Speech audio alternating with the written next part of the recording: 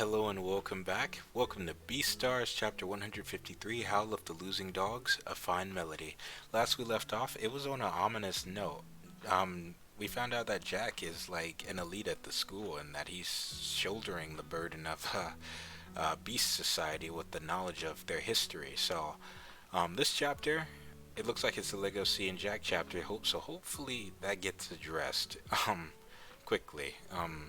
Jack is best boy and actually one of the he's a very underutilized but very good character in this show, and I like Jack. I want the best for him. So Jack's always been there for Legacy. It's Legacy's turn to pay back the favor and show how much of a good friend he is. Like, look at that tail. Legacy's tail is wagging and Jack's isn't, strangely enough. So let's see. Let's see how this goes. Oh, Legacy. It's a full moon tonight. That explains the good smell. Maybe deep night's happening nearby. Huh, that is a good smell. Though Jack seems to be his usual self, his tail isn't moving an inch. Oh, okay, cool. Good job, Legacy. See, we're on the same page now. He noticed it too. Alright, during full moons, I messed around a lot with Call It and pretended to howl. Howls are amazing, you know. Wolves used to communicate long distance through howling rather than through phones. It'd be nice if I could hear it one day. Your howl. Jack, did something happen to you? Good boy, Legosi. You look depressed. You're not smiling. How nostalgic. Why does Legosi always have to catch on to me? I think I'm just getting tired of all the special classes.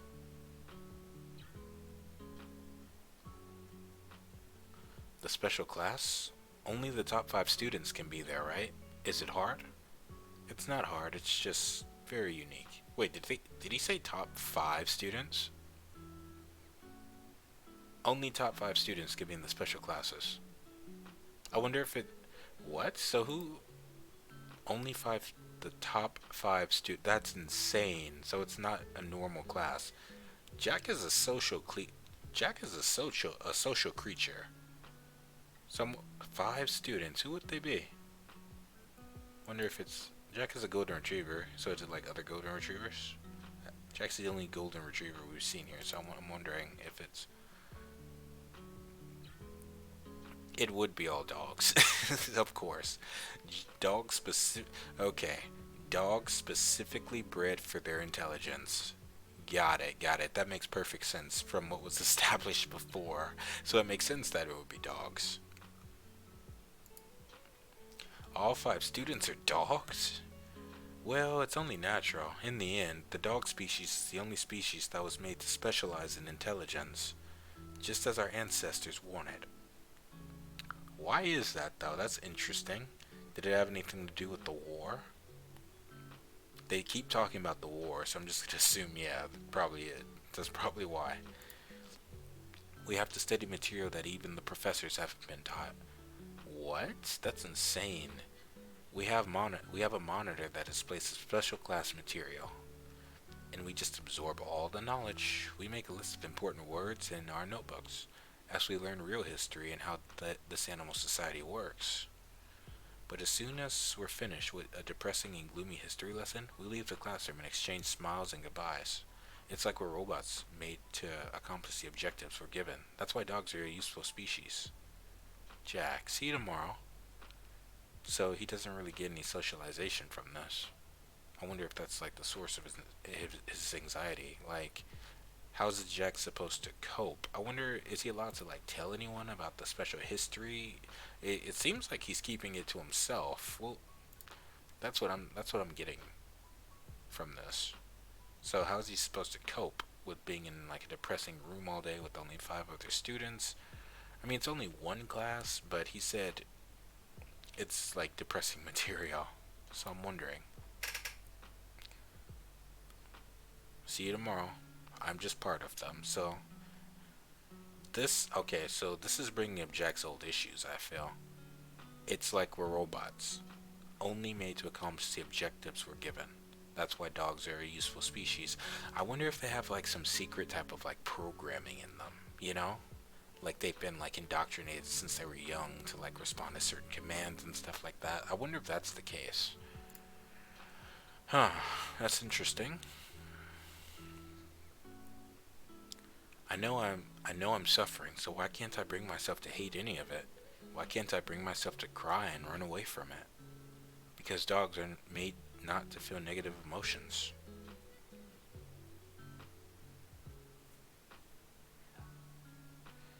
That sounded weird, because dogs are made to not feel negative emotions. That's, ooh, that, it reminds me a little bit of Melon. Like, but the thing about Jack is he's genetically bred to be this way, right? Melon, I assume, was an accident. I assume, or maybe it was love. We really don't know, right? Melon had no control over that. But Jack, as a species, as a dog, and one of the smartest canines, a golden retriever, has been bred and has a natural predisposition to be this way. So it's like his feelings aren't his own. His feelings are literally dictated by society because they find those traits favorable, so they'll keep making golden retrievers, you know, to be this way because they're favorable. Because think of it like this: why we don't have wolves anymore, why we have, like in real life, why we have dogs instead of wolves, it's because we favor dogs because they're easier to. Oh, okay. Under that lens, it makes perfect sense why they'd be favored in society like this. To be like intelligence, they're easier to control, which would explain why society has so much disdain for wolves like Legacy, but they love Jack, right?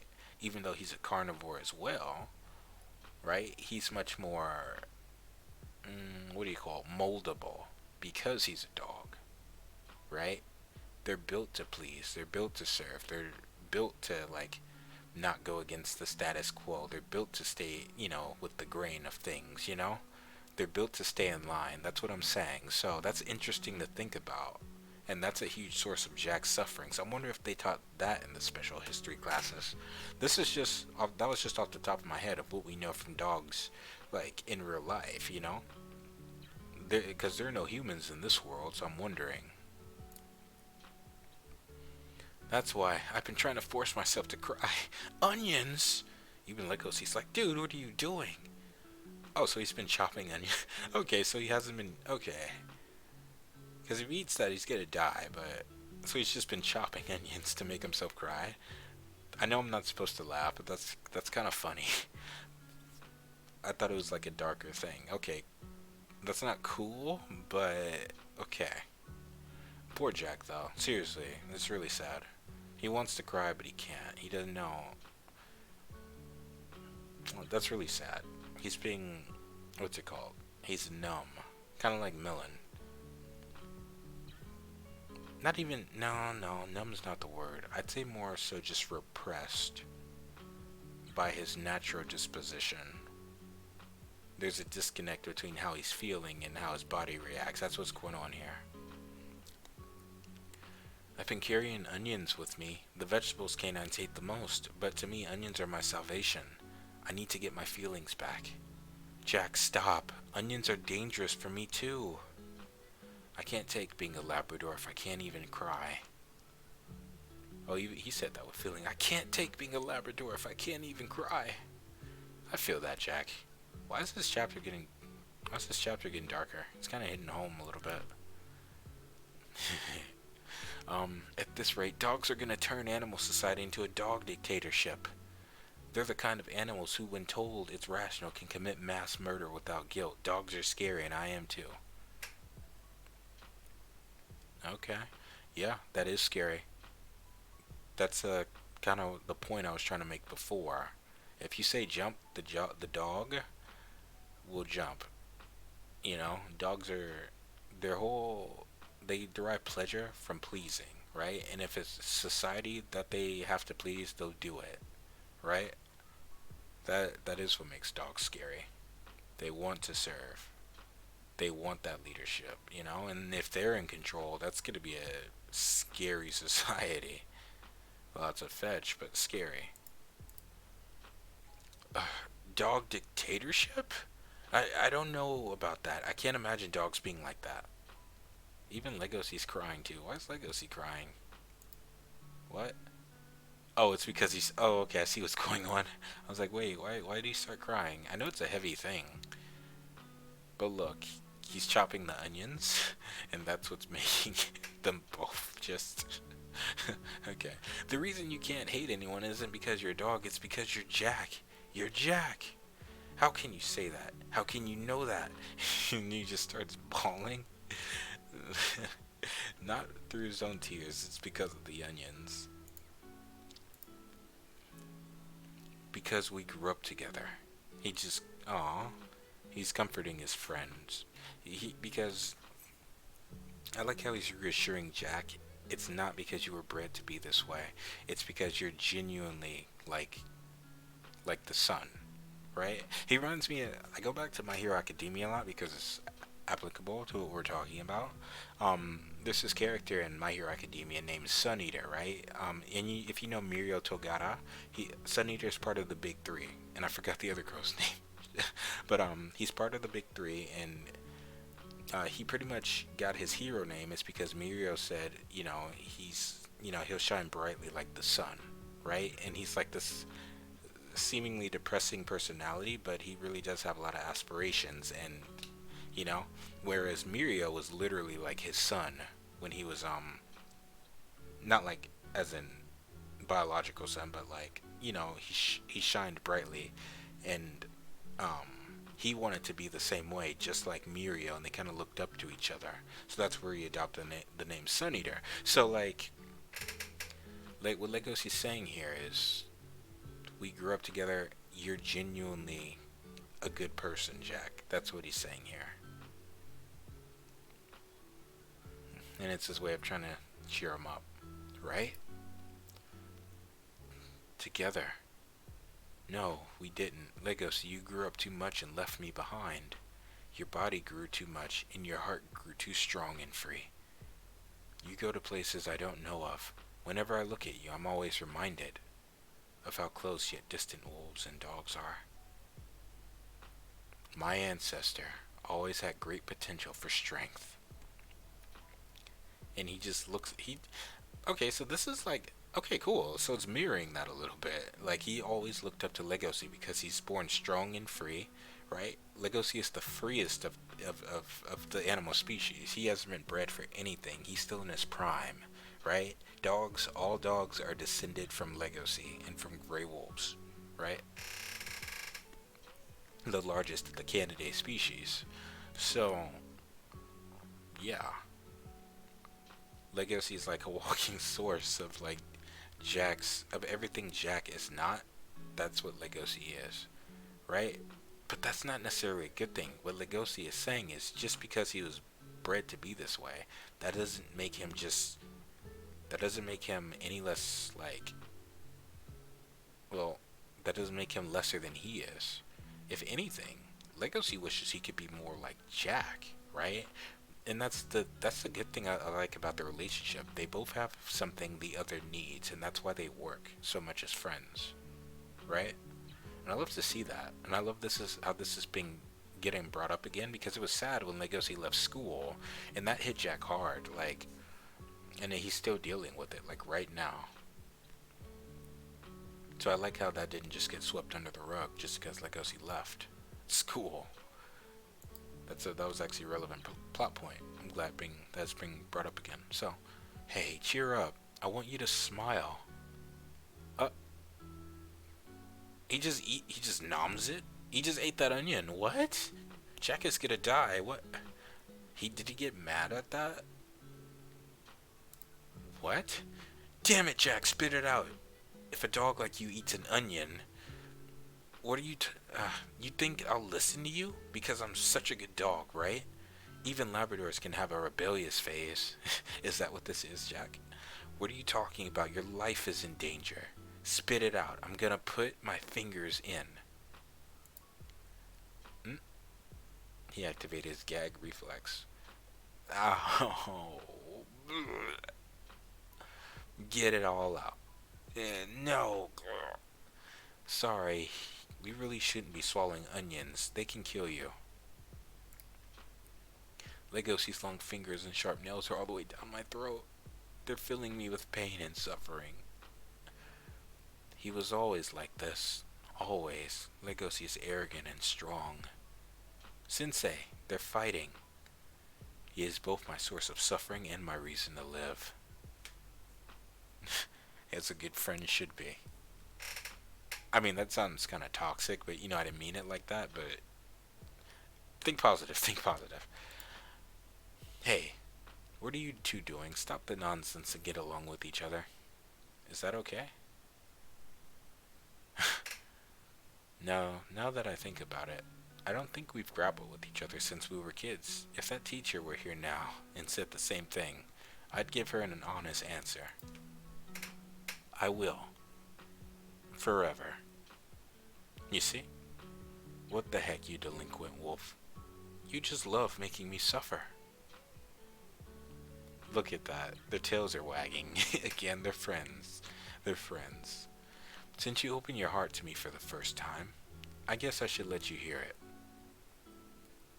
Wow, hold on. That's the first time Jack shared his problem. Wow, that's insane. During all the years they've known each other, that was the first time Jack actually opened up to Legosi. Yeah, because he didn't even open up when he was a wolf. I mean, when they were kids, right? Jack just had a monologue, and he never expressed how he was really feeling to Legosi. That's kind of nuts to think about. It just goes to show, man, you just never know what someone's going through, right? And I guess it kind of makes sense for Legacy because Jack is always happy, so I guess it makes sense that he wouldn't feel the need to ask, And even if he did, I feel like Jack would kind of just lie about it because there's a such thing as toxic positivity, right? Where you have to be positive, where you feel the need that you have to, like I'm guilty of this sometimes too, like where you feel the need to actually like act positive, even though and suppress your real emotions, even though it's for other people, not necessarily for yourself. So you end up neglecting your own mental health to like appease others because you always have to be like you feel the need that you always have to be like that pillar of like strength, right?